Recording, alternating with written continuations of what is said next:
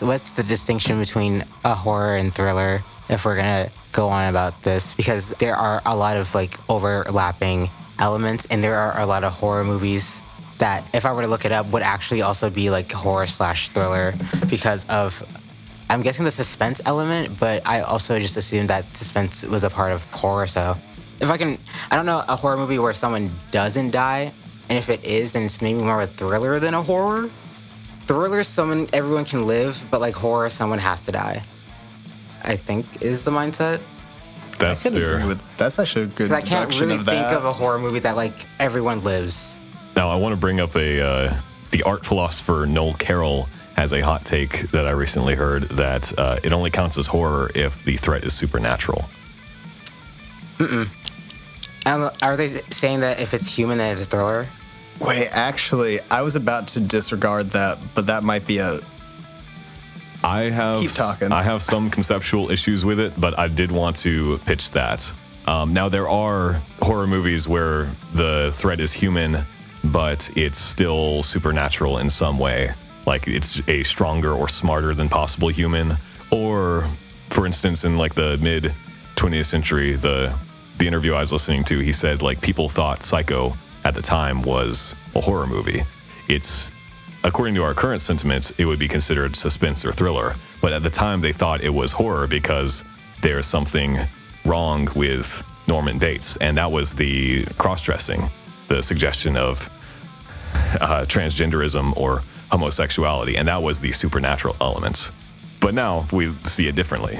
It was just the 50s. Oh, Lord. That's why Silence of the Lambs is so scary. Essentially, the argument is the villain has to be non-human in some way.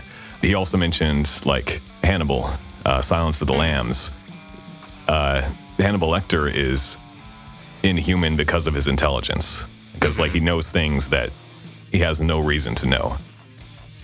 So there's some sort of, at least, suggestion of supernatural, and that's what makes it a horror movie rather than a thriller. I was going to bring up the first thing that I like when I raised my hand suddenly there and then dropped it immediately was because I thought about the Saw series. A lot of them are actually described as thrillers. They're horror thriller. The horror is purely due to the viscerality that's shown throughout the films. But it in itself, it's a thriller film. They're all like crime films, mystery solving films. That's just the mystery solving's in the background. The main thing is watching the people go through these destructive traps. But yeah, I would say that is more of a thriller, not necessarily horror. It doesn't scare you. It just disturbs you and upsets you and leaves you on tension. I find horror more scares. And maybe the horror elements of Saw, the parts in the traps, part of what makes it horror is like Jigsaw has this supernatural understanding of human thought. He's able to predict everything that everyone in the trap will do at any given point. Mm-hmm. And there's like, it goes to pretty ludicrous extents sometimes how well he's able to predict, like what was the revival one? It's like with the backwards shotgun where the person tries to shoot someone and shoots herself. Yeah. Yeah, that kind of like uncanny foresight. That's what contributes to the horror because the threat feels supernatural. Two things. One, so going back to Hannibal for just a second, I swear. I actually do have to agree with that supernatural element of him for his intelligence and because canonically he has a scarily heightened sense of smell, which adds to his intelligence, which is like talked about more in, if we're talking about the book and the movie, just titled Hannibal. They like talk about how, you know, he has like a very exquisite and fine taste, but also he has smelled like cancer from someone like without them being diagnosed, which is just like not possible. So that's like the supernatural element of him. So I do agree with that. I have a slightly more contemporary one that's, what about the movie, has anybody seen Don't Breathe? Yes. Yes. Yeah, so that falls under the same element of supernatural abilities, but it's still grounded in reality of theoretically, yeah, it could be the case. I do still, I don't know, theoretically count that more as a thriller. Yeah, I was going to ask if there's actually a distinction or if there's like synonymous. I've been going emotionally purely of how like I view the energy I'm going into it, which is why the supernatural element was a weirdly compelling thing when you mentioned it, because I can just kind of decide, and there are certain movies I'm like, this is a scary movie, but its tension is more based on suspense and the tension I feel in my chest rather than the, oh, fuck element. I have an even more important question. Who wants fries? I'll take some fries. Shane, I'm like thirsting.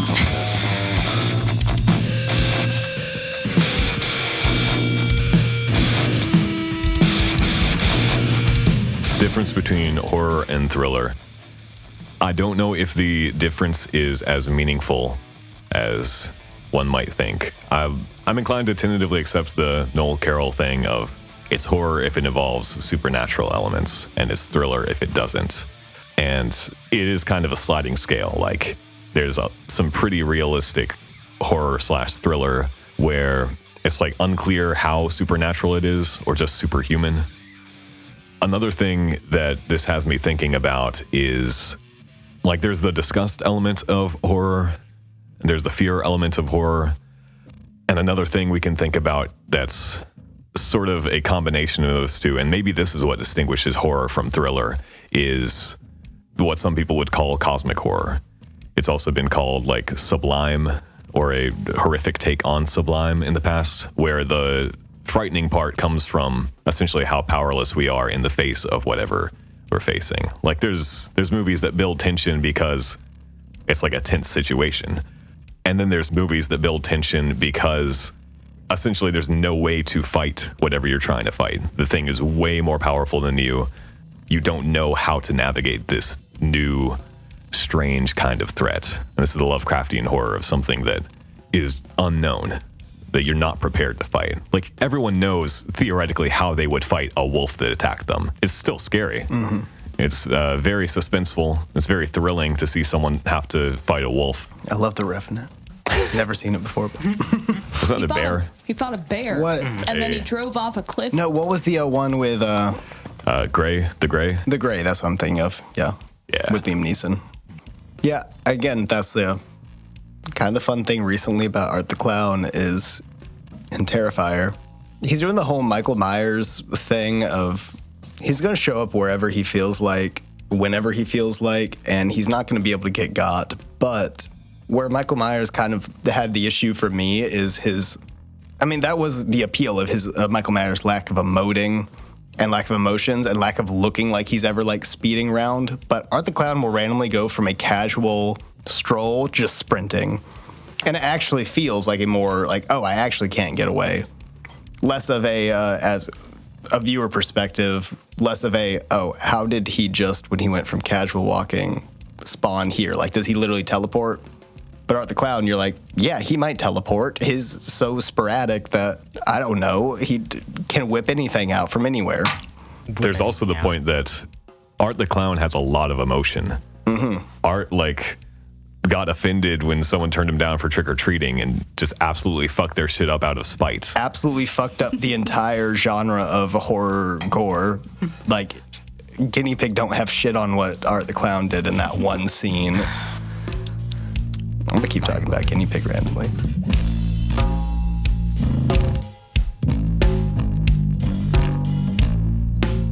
I really enjoy horror films because I watch them and I'm like, damn, I would have done that differently. But then I realized I wouldn't have. And the only reason I'm saying I would have done it differently is because I learned through their mistakes, watching them fail and die. And I think that's really important at the end of the day, you know, survival. This is also Exposure therapy. I'll also say, and I've been meaning to say something like this during the duration of this conversation, and I don't feel like it really needs to be said, but I don't know what kind of idiots we'll be watching. But watching a horror movie won't get you anywhere close to the physiological experience of actually being in a horrendous situation. It doesn't get anywhere close. It's not even the same emotions. It's not the same feeling, right? When we're talking about like our biological inclination to protect ourselves from certain things, like what you're feeling when you watch a horror movie is such a small shred of like what actually happens in your fear circuit when you are under intense stress. And we explore so many different themes of like how we respond to things. That's why there's so many different mental health disorders for different traumas that you can go through, or even the same traumas, right? There's not like really a textbook way that people respond to things. So I think like one of the most bizarre things that I've heard from like trauma survivors that also were huge horror fanatics is how, one, close and similar they were to some of like the ingenue characters that they would see in horror films, right? Or also just how completely different their actual emotional response was to these things. It's completely different things. Like what you feel is just such a shred of like what you'll actually experience. Yeah, I was gonna say on that. Yeah, anybody who doesn't know, have had somebody actually tried to kill me with a knife before in night, and I had to hide in a closet and barricade the door, and then walked out, and there was blood staining the entire floor and all that. Yeah, no horror movie has ever like sparked any memories of that. It's always like other different movies, and I think that's why the fun of horror movies is they're isolated. You get to feel like similar stuff, but it doesn't necessarily spark the same energy. Right. But like other movies that are more emotionally and deep, that's where it gets like uncomfortable for me. And I'm like, no, I need to go take a walk around the house 3 times real fast. Right. When you're emotionally engaged versus when your fear circuit, when your adrenaline is activated, it's completely different, because that's one of the ways that our body protects us, is like our adrenaline can actually prevent us from being like a physical person in the moment of things. Sometimes we just black out, right? Or so it's a completely different experience. But that could also be a slight difference between thriller and horror. I've had thriller movies like get me on edge before and make me start thinking about things I didn't want to. I haven't really had horror movies do that to me. I mean, they made me think about things I didn't really want to, but in a way of like, I do want to think about it because like it's the fun, like this over the top display of things. But yes, no, it's never been like reality. It's always been, oh shit, this is crazy. Well, and Connor's prompt before that we totally did not answer was it pertained to like what the distinctions are between reading something or watching horror.